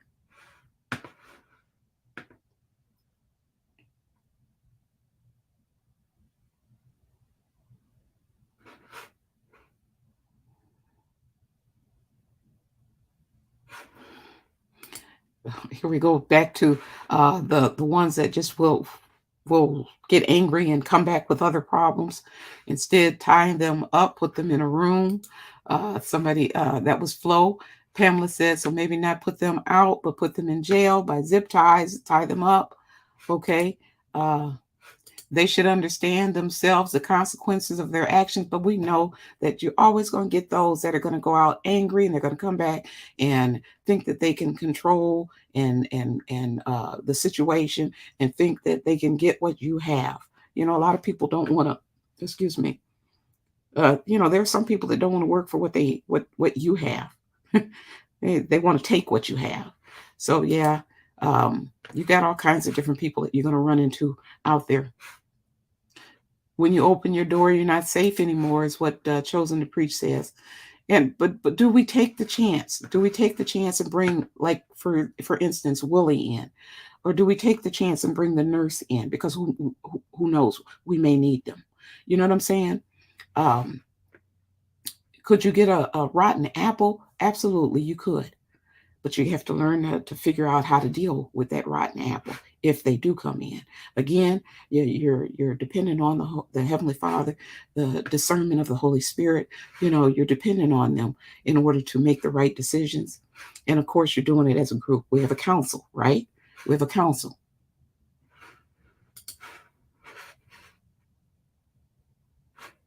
This is only the beginning. Unfortunately, Kathy says that is what you have to do now. It has come to this, and this is only the beginning. Absolutely.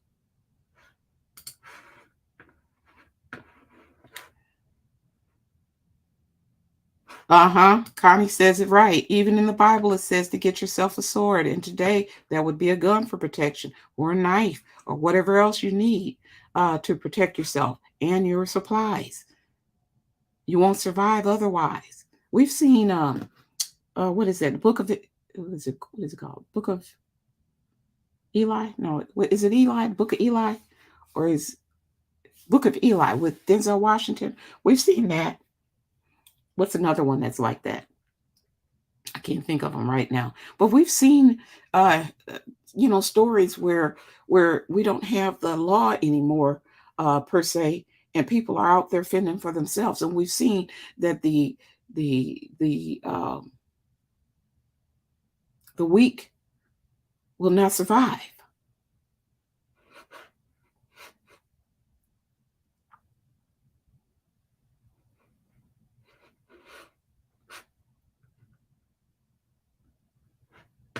I like that. Our fur babies will help us out. And Tamika Robb says even the apocalypse movies show that, and that's absolutely true.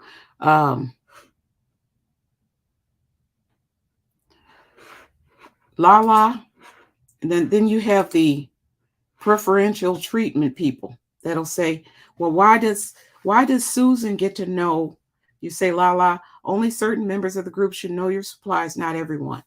And then that's when you get Susan who'll say, well, why does Janice get to know what we have, and I am not privy to it? You guys are you're choosing your picks, you have your favorites, and that's not fair. So you have to deal with that too. You're going to get all kinds of people that are going to come in and have issues with what you're doing. You have to get to the point where you make a decision and you stand by. It's just That's just the way it is.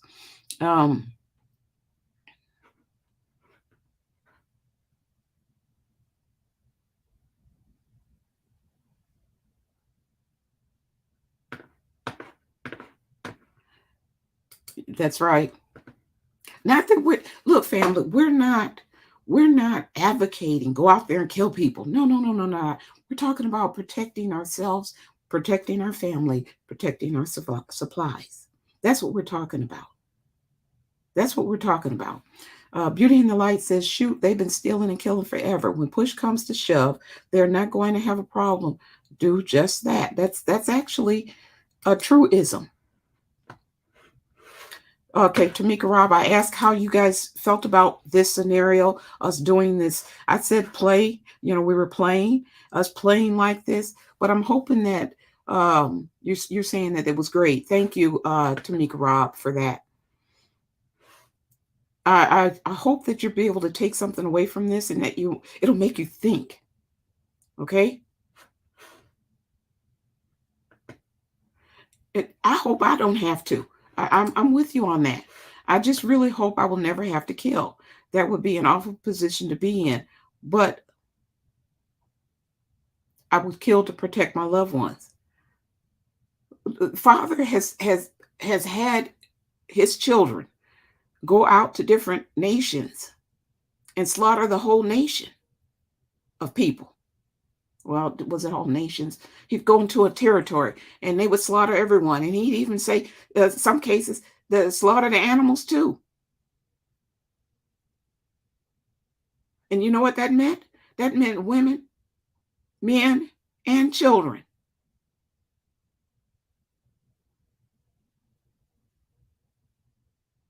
Okay? So we know that that's something that's happened. Do we want to go out there and do that? No, no. If we don't have to, we don't want to.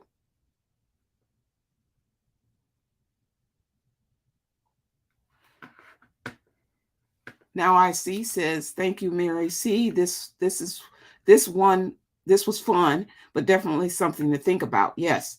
Edifying. Good. Thank you. Thank you. Okay, good. I'm glad this message was needed. Connie says, Sharper One said, a much needed conversation. Okay, we got some great books that are being brought up.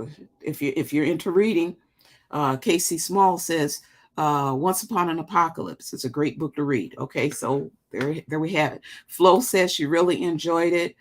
Very helpful is what Lakeisha says, and fun. Eve New Beginning says it was wonderful. I loved it. Lala says we should do more like this.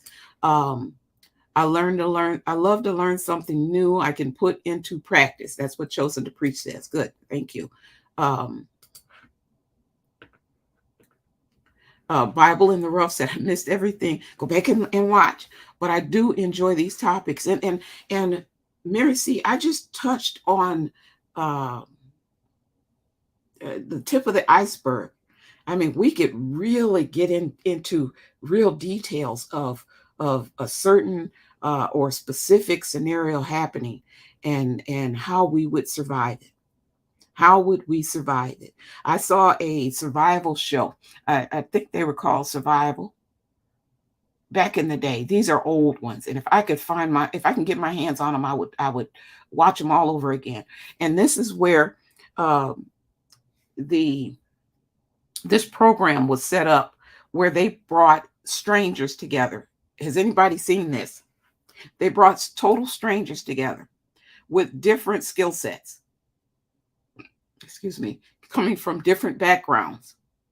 And what they did was they put them in an environment, whether it was like a automobile type of a shed or whatever, that where they would go and work on cars. They weren't in homes, so to speak. They were out in industrial kind of like environments. And you have this group of maybe 8 people together that were strangers.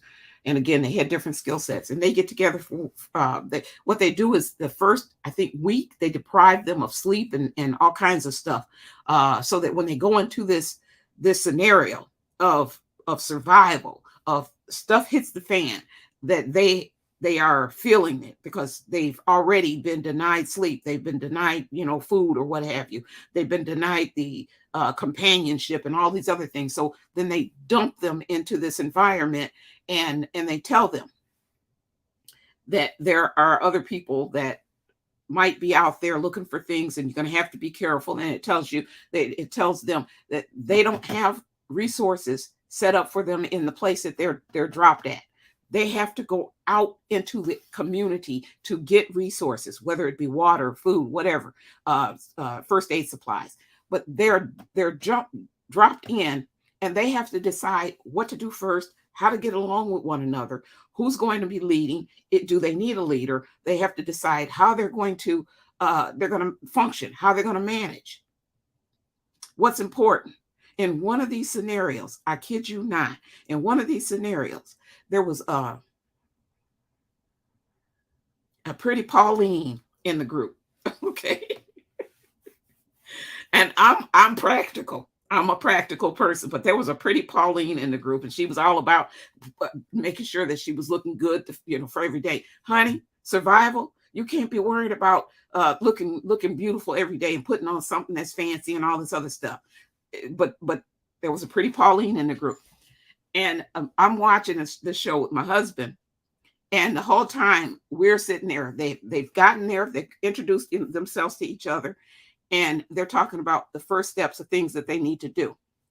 And me and hubby are sitting there saying, secure the facility, secure the facility, secure the facility. You need to make sure that you guys are safe.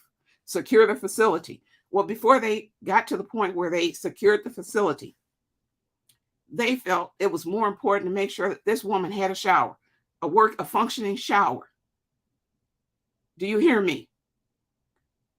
I couldn't have been in that group. She would have been totally upset with me.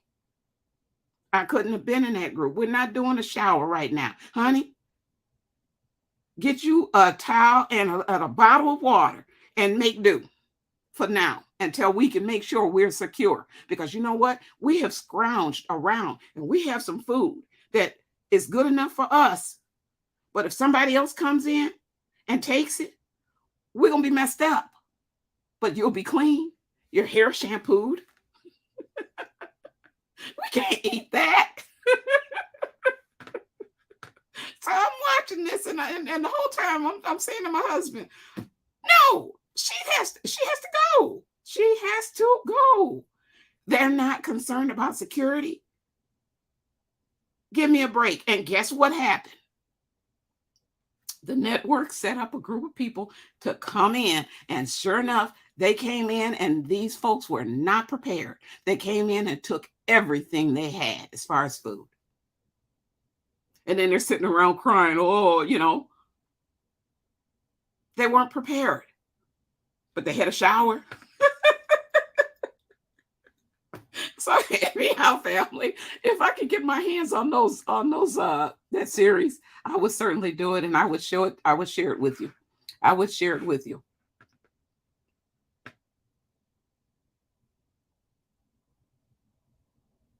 It's called survival. It is called survival. If you don't have a shower, you make do. You make do. And I keep telling you guys, you know the water situation the way it is. You know the water situation. If you've not been putting water to the side, shame on you, because I've certainly told you to. Okay? If you have not been putting water to the side, shame on you. You need water for more than just drinking, too.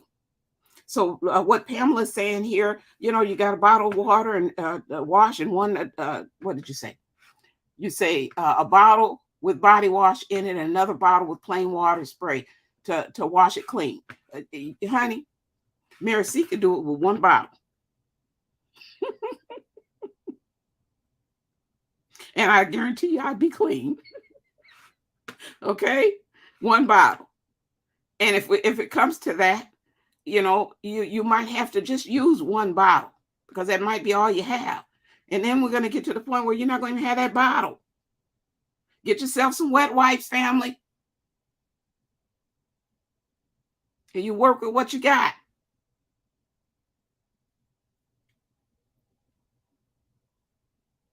But security is first. There's so many days that you can survive without water, and so many days that you can survive without food, and so you can go so far without having shelter. These are your basic needs: food, water, shelter, fire. Okay, you need fire to be able to stay warm or to cook your food. So these are the basics. Okay, family, you need to be able to know how to start a fire. Okay, that's something else that you need to know. Mary C knows how to do that. All right, you need to know how to do those things. But you also, when you take care of those things, you make sure that you have those things. You have to make sure that you can keep those things. How do you do that? You have to make sure that you can keep them. You have to have a security detail. You have to be able to secure what it is that you have obtained if you want to survive. You do.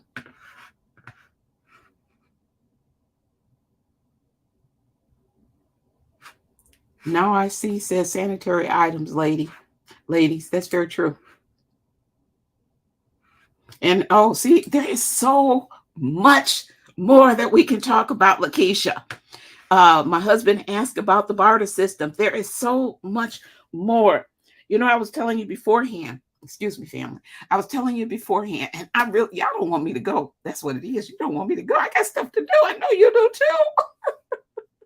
But I was telling you guys beforehand. Sometimes you go to the store, and I'll find things that are on sale. I am the frugal queen. Okay, I love to save money. I really do. If there's a way that I can save money, I'm going to do it. All right, any way that I can, I will. To stretch that dollar, I will do what I can to stretch that dollar. So when it comes to me going out and I find sales all over the place, and if I find a sale on something that my husband is not really fond of as far as eating, or I'm not really fond of as far as eating. Now, keep in mind, when the the rubber hits the road and we don't have anything else to eat, we will eat those things that we're not fond of. And I believe you will too. Okay? You will eat what you can, because we know that in our Bible it tells us that some of our ancestors got so hungry that they ate their children. You do, in some cases you will do what you have to do to survive. I don't know, I'm not going to say that I can get to that level. I can't say that I could ever do that. I'm not knocking anybody, but I'm just saying that that's something that I don't know that I could do that. Okay, that's just me. You might be able to. Yeah, you might be able to do that. I'm not sure I could do that, but I know that that was written in the Bible and it's something that happened. But see, family, um, I will buy things that we may not eat. That's not something we're fond of. Well, why do we do that? We do that just in case we have someone that joins the group that may like it. It may work for them. It may not work for me, but it might work for them. We also do it in the event, as I'm always saying to my husband, well, you know what? I'm going to get this. It's only 20 cents. If you pay something 20 cents for something that you would normally pay $1.99 for, 20 cents, that's a bargain. I'll pick it up and I'll say, you know what? We could barter with this. So you're right. There should be a bartering system that you would work with. Okay. Be able to barter things. You could barter skills. You can barter supplies, medical supplies, food supplies. You can barter seeds, plants, you name it. You can barter. In the case of that woman that had to have a shower, if we'd run across them and they wanted to barter with us, I could have, I have shampoo. You want shampoo? Yeah. You got some pinto beans. We'll take the beans, and you can have the shampoo. You find ways to do what you have to do. Yep. Liquor for wounds and other things. Yes.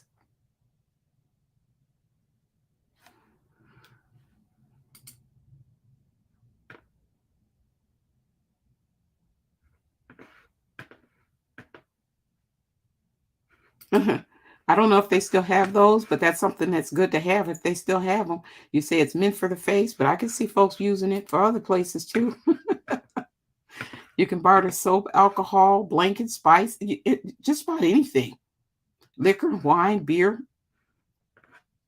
I think we're going to get to a point though where the liquor, wine, beer, that type of thing is going to be like some of your most expensive things that you'll have to barter with. Okay, because they're going to be in, I think, fewer supplies than some, like a can of corn per se.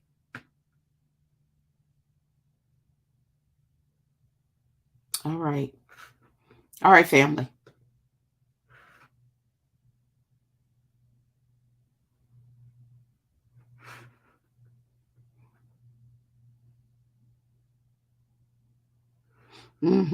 That's a good skill to have. We'd have you come into our group, especially if you can learn how to do that. You said, I have seeds in my bug out bag, but Sharper One says, been learning how to skin and process animals, etc. That's something my husband can do that as well. The other day I was shopping and I saw something that was a little different, a little unusual. Hadn't seen one, and I was like, "Boy, it's been since I was a kid since we had to do something like this." But you know what? If you go out and you're hunting for food, one of the resources might be a creek or a river or something like that where you can get fish. Okay, and I found a hand scaler the other day and picked it up. I bought it. Because when we did it with the knife, and the scales go all over the place, bam, bam, bam, go all over the place. So this one here was a tool that's made specifically for scales, getting the scales off of fish.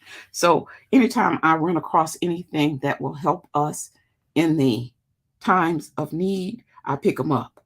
I pick it up. So I did that the other day, and again, I haven't scaled a fish in since I was a kid. It's been a long time. We haven't had to, but we're gonna have to go back to those old ways. And if I were you and you have fur babies right now, whether they be chicken or dog or cat or whatever they are, I would go back to the old-fashioned way of feeding them. I certainly would, and not be so dependent on these store-bought products. So when the time happens, or when the time comes, you're not caught off guard where you can't feed your fur babies.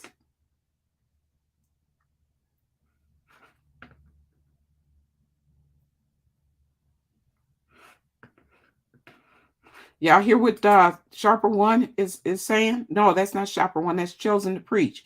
Duct tape and hand sanitizer can be used to start fires. All right. All right. If I don't get off here, we're going to be putting up all kinds of tips and hints and stuff like that. We're going to save that for another video. Okay. I will come back again. I didn't intend on being on here this long for sure. But I hope that we had fun. I had fun with you. I was able to get you guys to participate in this video so well. You did so well. Thank you so very much. I really appreciate each and every one of you. I appreciate my moderators that came on board to be with us to go over all of this. I really appreciate each and every one who have participated in the discussion. We're family. I'm glad that we decided to bring Willie on. I'm glad we decided to bring the nurse on. I'm glad that George wasn't really kicked out. We didn't have to go to that extent. But family, consider it though. Consider what we would do. Because I'm glad that we were able to come together and say we would join. We would create a council, that we would work together. I'm glad that we were able to do that. You did well today. Like I said, I don't think there's any right or wrong answers to you. You have to do what works for you and how you will survive.